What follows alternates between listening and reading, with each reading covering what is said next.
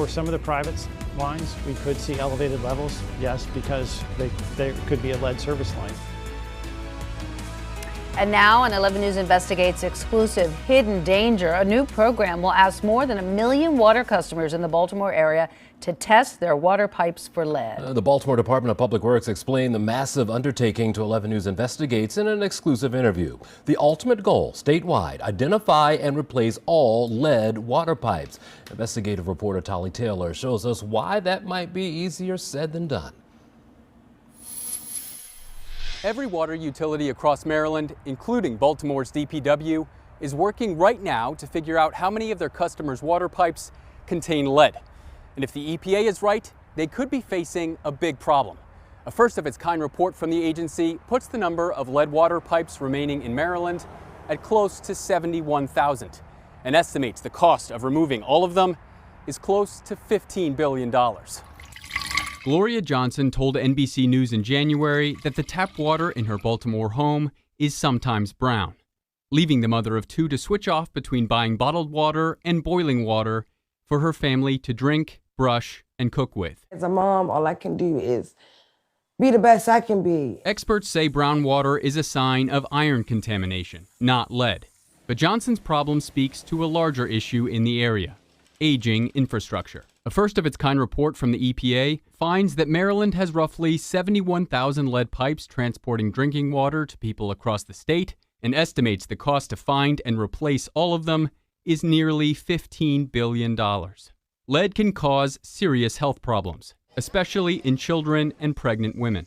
The EPA says no amount of lead is safe in drinking water. A federal law in 2021 required that every public water utility across the country publish maps or tables of their lead water pipes by October 2024.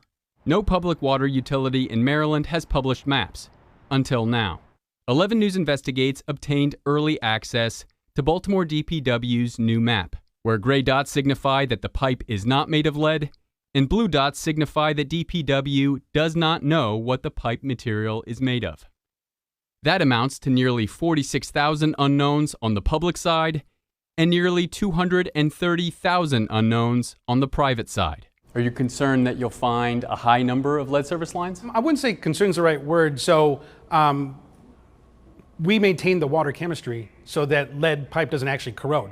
Paul Sayan is the acting head for the Bureau of Water and Wastewater at Baltimore City's DPW. And he's confident that when water leaves filtration plants like here at Ashburton, that the water quality is top-notch. Sayan is overseeing the current effort to inventory how many of DPW's more than 1 million customers in Baltimore City and County have lead water pipes leading into their homes. There's certainly a probability that we'll find some lead. It's a matter of how much. Here's how it works. Sayan says DPW has spent decades finding and replacing the public side lead pipes, but for the private side water pipes that begin at the property line and lead to your home, this marks the first time ever that DPW and other water utilities are trying to figure out what they're made of. And as the blue dots on DPW's map show, there are a lot of water pipes they're unsure about. But there's help on the way. At the Maryland Department of Environment, Lee Curry oversees what happens with roughly $150 million coming to Maryland over 5 years from the federal bipartisan infrastructure law. Targeted funding that's specifically for water utilities to locate and replace lead water pipes. In some cases, free of charge. They can take all of that half of what they received and say, okay, in these areas, which are environmental justice areas, that we can cover the entire cost. Curry has sent the first allocations of money out the door, awarding Baltimore City the largest.